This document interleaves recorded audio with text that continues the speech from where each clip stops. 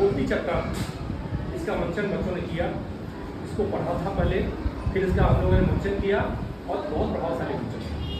आज हम किसी दूसरे नाटक पर, किसी दूसरे किताब की बात करेंगे, उसकी चर्चा करेंगे कि कैसे इस नाटक को पढ़ा जाए, कैसे इसमें आगे बढ़ा जाए, कैसे इसकी सही समझ, सही अंडरस्टैंडिंग विकसित हो सके।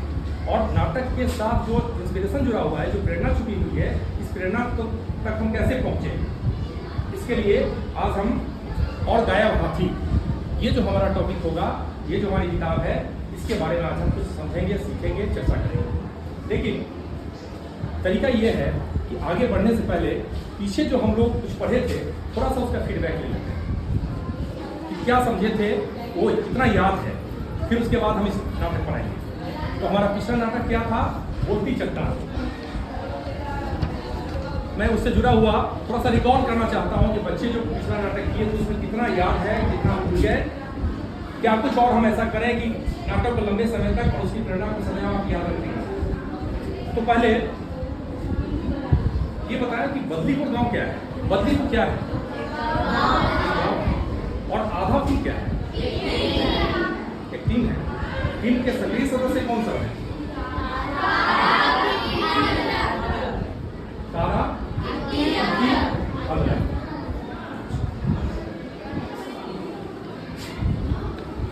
बोलती चट्टान में जो दानव है, चट्टान दानव, वो कितने सवाल पूछता है? और क्या चारों सवाल के जवाब से संतुष्ट हो जाता है? कोई बच्चा बता सकता है कि पहला सवाल क्या पूछा था उसमें? बताओ।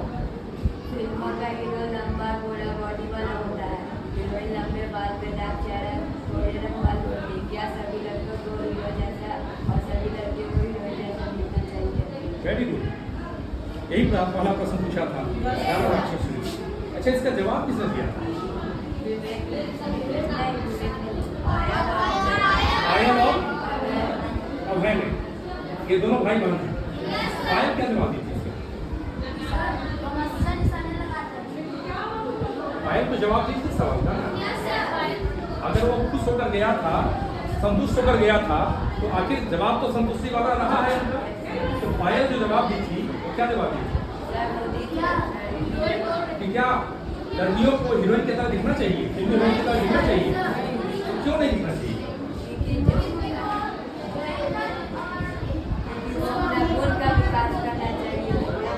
जैसे मैं निशानाबाजी अच्छा लगाती हूँ और फिर फिल्म स्टार मुझे लगा लेती हूँ। अच्छा, क्योंकि निशानेबाजी में बहुत अच्छी है, निशानेबाजी में अच्छी है, तो ये उसका कौशल है। अपने उसी कौशल का विकास करके, अपने उसी गुण का विकास करके वो बेहतर कर जाए। दूसरे की नकल करने से कोई फायदा नहीं। ठीक है, सवाल से वो इस जवाब से पूछा। अच्छा, उसने दूसरा प्रश्न पूछा था कि राम श्याम को देखता है और श्याम की तरह दिखना चाहता है, बनना चाहता है। श्याम की बॉडी से अपनी बॉडी की तुलना करता है, सोचता है कि काश मैं भी श्याम की तरह दिखूं। ऐसा है क्या? दूसरा सवाल ऐसा ही था, यही था या तीसरा सवाल? तीसरा सवाल था ये। तो क्या राम को श्याम से इस तरह की तुलना करनी चाहिए? क्यों नहीं करनी चाहिए? जो अपना गुण का विकास नहीं कर पाएगा और उसका गुस्सा हो जाएगा और उसमें ध्यान दे देगा, उसके कारण उसका भी नहीं होगा, वो उसका मानसिक मदद से भी वो बीमार है। जब उसकी तरह नहीं दिख पाएगा तो उसके अंदर आत्मविश्वास की कमी आने लगती है, कमतरी का एहसास होने लगता है, और इसलिए ये तुलना, एक दूसरे की तुलना नहीं करनी चाहिए। जो व्यक्ति जो है वह बेहतर है अपने गुणों को बेहतर करके। चलो ठीक है, तो ये जो पिछला नाटक हम लोग किए थे, पढ़े थे किताब को, समझे थे, आज जो रिकॉल किए, फीडबैक लिए, इससे ये इतना पता चला कि बच्चों ने नाटक पर ठीक से ग्रहण किया। आज भी जब प्रश्न पूछा जाता है तो बच्चे सारे जवाब दे रहे हैं। इसका मतलब है कि नाटक में बच्चों की सहभागिता बहुत रही है, बच्चे पूरे नाटक को ध्यान से समझे हैं, पढ़े हैं। अब हम आते हैं अपने नए नाटक की ओर, नए किताब की ओर। अब तो ये पता है कि हमारा जो नया किताब है गायब हाथी। अच्छा, हाथी को देखें आप लोग? Yes sir. किस रंग का होता है? किस रंग का होता है? अच्छा, देखने में छोटा होता है या बड़ा होता है? हमारा विरासत पशु है, हेरिटेज एनिमल में उसको मानते हैं। ठीक है, इसमें सबसे पहले जब अभी हम शुरू करेंगे इस चैप्टर को, तो इतना तो सबको पता हो गया कि आधा फूल क्या है, किस गांव के बारे में हम चर्चा कर रहे होते हैं, बल्दीपुर गांव है।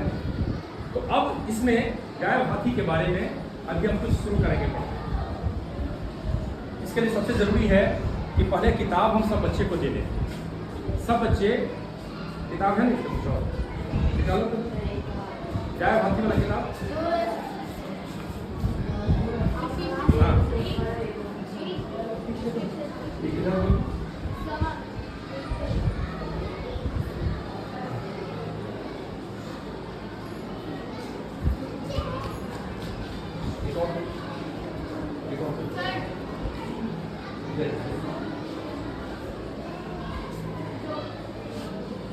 सबसे पहले जिस टॉपिक का हम लोग अध्ययन करेंगे, जो नाटक का हम लोग अध्ययन करेंगे, उसका शीर्षक देखते हैं और गाय हाथी। अब इस कहानी को पहले हम क्या करेंगे, पहले समझने का प्रयास करेंगे। इसमें क्योंकि किताब अभी सीमित है, इसे थोड़ा सा इसके बारे में पहले बता देते हैं, इसकी प्रेरणा क्या है। फिर हम बच्चों को से अपेक्षा रखेंगे कि जो किताब बांटे हैं, जो किताब दिए हैं अभी, वो सब बच्चे कहानी को समझने के लिए पहले उस किताब को पढ़ेंगे। फिर उसमें से ये चुनाव करेंगे कि जो नाटक करना है आगे चलकर बच्चों को, तो उसमें कौन सा कैरेक्टर किसके लिए फिट होता है, बच्चा कौन सा कैरेक्टर करना चाहता है। ये जो गाय हाथी की बात है, उस गांव में, बल्दीपुर गांव में एक लड़का है विवेक, जो अपने लुक्स के लिए परेशान रहता है। और उसी के गांव के एक और लड़का है खूबीलाल। अब खूबीलाल बहुत हैंडसम पर्सनालिटी का लड़का है। वो गांव के बच्चों को हाथी पर बैठाकर घुमाता और पैसे कमाता है। और विवेक हमेशा चाहता है कि मैं भी खूबीलाल की तरह दिखूं, उसी की तरह लंबा, उसकी तरह स्मार्ट, कोई ऐसा गोरा, ऐसा कसरती बदन वाला। और इसके चलते ऐसा नहीं होने के कारण उसके अंदर कमतरी का एहसास होते रहता है। विवेक देखने में थोड़ा मोटा है। अब जो खूबीलाल है वो दिन भर हाथी पर बच्चों को घुमाता है, लेकिन वो अपना हाथी चढ़ने के लिए विवेक के खेत में उसको हाथी को छोड़ देता है। और हाथी चढ़ने के बाद शाम को हाथी वापस चलाता है। अब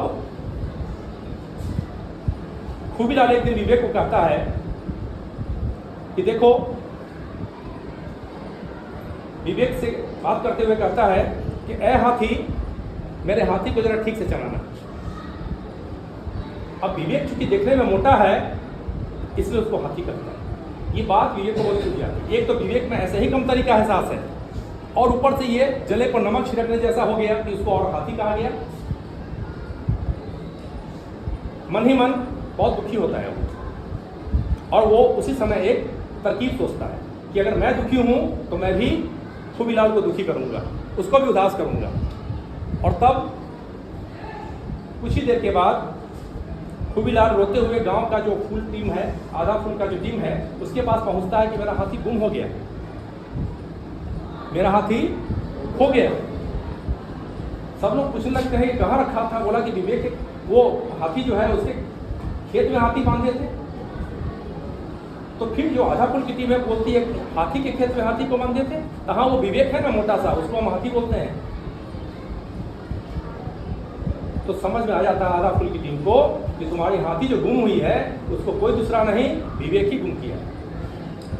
लोग विवेक के पास जाते हैं और विवेक से जब इसके बारे में पूछना चाहते हैं, पहले तो भागता है, लेकिन बाद में उसको जब विवेक को साथ रखते हैं, पूछते हैं सारी बात, तब वो बताता है कि मुझे हमेशा हाथी करके चिढ़ाता है।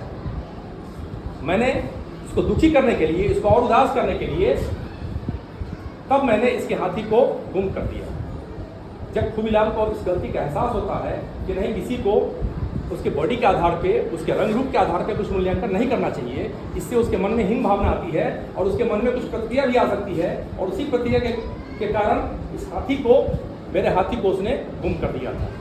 उसको अपनी गलती का एहसास होता है और वो जाकर उसके पास माफ़ी मांगता है। खूबीलाल विवेक से कहता है कि मुझे माफ़ कर दो, मैं आगे से इस तरह का कोई दुर्व्यवहार नहीं करूँगा। और तब विवेक सबको आधा कुल की टीम को और खूबीलाल को अपने साथ अपने गन्ने के खेत में ले जाता है, जहाँ ढेर के पीछे हाथी खड़ा था। हाथी उसको वापस किया जाता है, फिर से वो हाथी पर गांव के बच्चे को घुमाना शुरू कर देता है। ये नाटक है, संक्षेप में नाटक है। इतना सुनने के बाद कोई बच्चा अगर ये बताना चाहे तो ये बताए कि क्या खूबीलाल का जो व्यवहार था विवेक के प्रति, उसको उचित माना जा सकता है? क्यों गलत होगा? किसी को चिढ़ाना नहीं चाहिए। और वो जो उसको विवेक को हाथी कहता था, वो एक तरह से चिढ़ाना था, क्योंकि वो मोटा था। इससे सीख क्या मिली? तो हमको कभी चिढ़ाना नहीं चाहिए, कभी किसी के व्यक्तित्व का मूल्यांकन शब्दों के साथ नहीं करना चाहिए। किसी को मोटा नहीं, किसी को गोरा नहीं, किसी को सांवला नहीं। अदरक तो सांवला है, लेकिन उसको अपने सांवला होने से कोई दिक्कत नहीं है। तारा तो चश्मा पहनती है, बिल्ली चश्मा नहीं पहनती है, लेकिन वो चश्मे में सहज है। अदरक अपने सामने रंग में सहज है। तो विवेक भी अपने मोटे रंग रूप से सहज हो सकता था। एक तो उसके अंदर कमतरी का एहसास है, ऊपर से खूबीलाल उस पर और कमेंट करता है, लेकिन बाद में सबको अपनी गलती का एहसास हो जाता है। इसका मतलब ये सीख है कि कभी भी दूसरे व्यक्ति को हम उसको कमतर आंकने वाला कोई शब्द का प्रयोग नहीं करेंगे। रंग रूप के आधार पर कभी हम भेदभाव नहीं करें और एक दूसरे की तुलना भी नहीं करनी चाहिए। ये नाटक का सार है, ये नाटक का संदेश है। इसको सब लोग समझ गए। अब जो किताब है, किताब मैंने दे दी है। सबसे पहले अब बच्चे किताब को खोलेंगे और थोड़ा सा पहला जो है उसमें सब जानते ही हैं कि उसमें आधा कुल क्या है, आधा कुल के सदस्य कौन सब हैं। अब गाय भाती वाला जो चैप्टर है उसको पढ़ना शुरू करें समझते हुए। बीच बीच में हम पूछेंगे, हम बताएंगे, आप उसको पहले पढ़ें।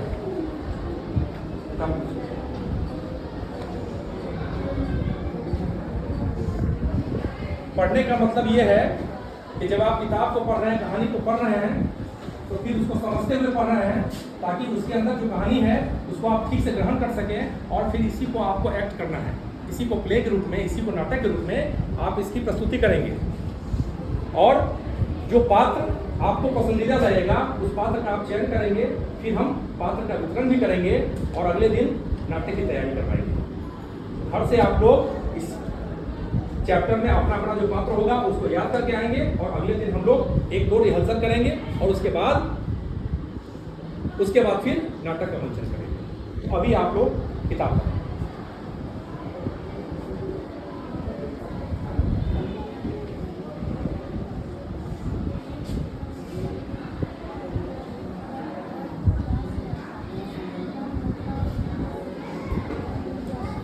किताब पढ़ने में कहीं कोई दिक्कत तो नहीं हो रही है?